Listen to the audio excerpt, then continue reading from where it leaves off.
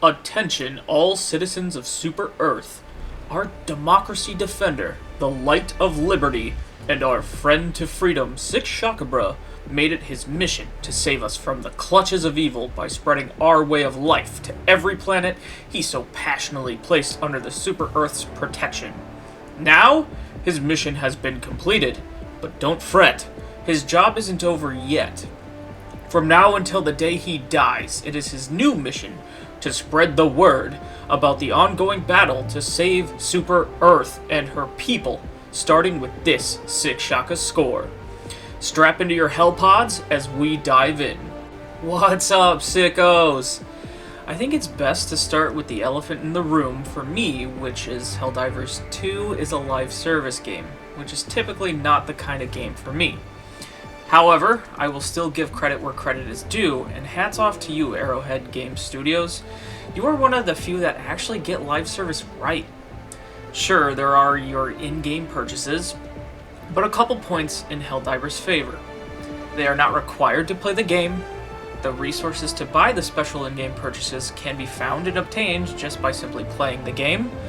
The most important of all, in my view, is that the game costs less than average, making the in-game purchases more affordable and tempting in my opinion. And finally, what game doesn't have in-game purchases anymore? They didn't make this game live service just to do it. Looking at you, Suicide Squad. They did this because this formula truly works best for the type of game Helldivers is, being mission-based and enemies now actually being able to react in live time. We are at war in this game, and every mission we complete and choice we make truly does impact the outcome of the overall goal and war itself. Additionally, how better to provide constant updates and new missions, more enemy types, if not in the moment changing live service. Helldivers is definitely an exception for me, as Arrowhead Game Studio really seemed to get that most gamers hate the modern gaming way of live service, constant and expensive DLC, and little to no upgrades to the game while live. Seriously, I can't appreciate them enough for making a game like this gamer-friendly. Continuing into this sickshockascore, I will be breaking down the various factions that we come across during our missions, where they come from, what they mean for Super Earth, and my overall opinion of them. We will start from least favorite to the best of the best, starting with our terrifying Terminids. I know I stated that I would be starting with my least favorite, but I should clarify that there is nothing wrong with any of these factions. I actually enjoy what each one had to bring to the table, and the different ways players had to adjust to be more efficient to spread our democracy across the galaxy. That all being said, Stalkers still suck. Terminids are interesting to me as they are really only enemies because Super Earth made them that way. At first, Terminids only came from the planet Kalpar Prime, but once Super Earth found that their bodies created element 710, that being their fuel for their ships, they decided to take them from their homes and create farms across the galaxy. Well, we all know how that song and dance goes, as the Terminids, of course, break out of their confinement and begin attacking the good citizens of Super Earth.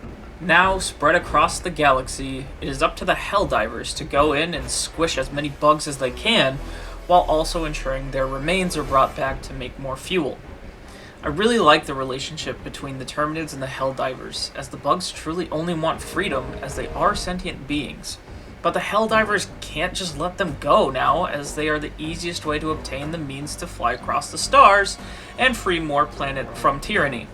It's cool to see the question of morals brought up with this faction and why they are even a threat to begin with. But don't think about it too hard, citizen. All you truly need to know is that these bugs hate freedom and will do everything in their power to destroy you and your way of life. The Illuminate are next, and are the only returning faction from the First Galactic War. To make the simplest comparison I can, think your Mind Flayers from D&D. They are squid-like aliens with technology so advanced and focused on mind and electricity fields that it quite literally messes with a Helldiver's mind. Obviously, we can't have that kind of influence on the wrong side of liberty, and the Helldivers were able to push the Illuminate out of the Milky Way during the First Galactic War, but they have somewhat recently made their return and even made their way back to Super Earth to wreak havoc. For the poor Super Earth citizens that find their way in between an Illuminate and their freedom, they are quickly turned into a voteless, which is what the Federation calls the newly formed zombie. The Illuminate do this given their great defeat in the First War. As we dwindled their numbers low enough, they had to sign the peace treaty and retreat into the stars. These squids are the greatest threat to Super Earth and her people, given their ability to turn us into them, as well as their advanced technological abilities and mind-bending powers. That's not to belittle the other threats to our way of life, but the Illuminate in particular seem to have a very similar goal to ours, which is spreading their way of life, and convert our people, both physically and mentally, into theirs. Our way of life will never die, squids. You hit us, and we'll just hit you back 3 times as hard. For the freedom of Super Earth! The Illuminate were really fun to fight against, but for me, they just came a little too late in the game. This is a personal thing, nothing against the game itself. I just tend to shy away from live service games, as the story either isn't there and I got bored, or it just takes a little too long for me to keep my interest in the plot. Again, this is nothing against the game. I can only imagine how much work it is to literally add a whole new faction, missions, and locations into a game and do so smoothly. My interest in keeping up just kind of fizzled at this point. It is unclear where the next faction came from, but what is clear is the automatons are connected to their ancestors, the Cyborg Nation. They quite literally wield the same banner, that of a red star, and have both been deemed socialists by the Federation. Whether we made them as killing machines and now they relate more to the cyborgs, or somehow the cyborgs were able to make these while captured on Cyberstan, their mission is clear. Release the prisoners of war that we have held captive on Cyberstan. The cyborgs were another faction from the First Galactic War, but after their crippling defeat by the hands of our brave men and women, they have been held and put to work in our minds. Unlike the traitors that went turncoat and became cyborgs, the automatons are completely robotic, not requiring any organic host or body. Being robotic, they obviously can't think independently or experience any emotions, and if you hear otherwise, well, that person is a traitor to the sweet democracy we love and should be captured or killed on sight. No questions or doubts shall be allowed. These guys were really fun to play against, and my loadout seemed to work best when fighting the bots. I think their designs were the coolest, their weapons and vehicles the sleekest, and their overall behavior and chatter the most interesting. I mean, come on, who doesn't want to battle with the Terminator meets Star Wars mashup? And no, that bot isn't standing there just staring at you. No questions or doubts. At the very top here is obviously our planet protectors, the Helldivers themselves. Since these are the guys we play as, we get to fully customize our weapons, armor, vehicles, and our loadouts. There's a lot of strategy to what type of weapons you bring. There's the fire type to fight the bugs with, the electrical kind that fight the bots, or the acid to help fight the brainless. Additionally, do you bring heavy armor to take a lot of hits, or do you bring the light armor to maneuver quickly and jump around? But most importantly, you brought what you needed to look cool, right? Furthermore, you can make critical upgrades to your gear and stratagems to ensure what you are bringing to the fight is at its peak performance and will blow our enemies away as quickly and efficiently as you can. It is our duty not only to Super Earth, but to all the planets blessed by our presence to ensure our way of life is the only way of life and will be forever. This is the mission, Helldivers, and it is your honor to accept it. Finally, let's give a special shout out to the soundtrack of this game. What they cooked is incredible, and they have a wide range of music that just works for this game.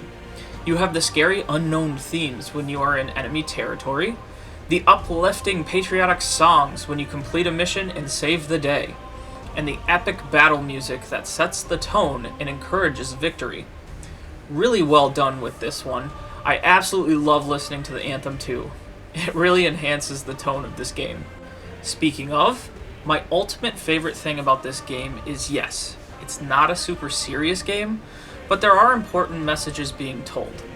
This will get me in trouble with the Federation, but the constant demand of the people to listen and trust the Federation, the hush-hush and redacted information about the sentience of the automatons, and the story behind the bugs and how they got spread are the big three that I can think of off the top of my head. A simple game about killing the enemy becomes so much more with this, sometimes subtle, details placed in. If this were a story-based multiplayer game similar to Halo, I think I would have played this longer, but I also feel like it would not have done this game justice either, as the developers are able to do so much more with this being live service.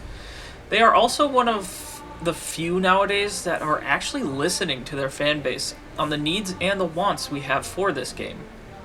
With all this being said, I feel it's fair to give Helldivers 2 a sickshockascore of 8 out of 10 for all the details, story, entertainment, and creativity that went into this game.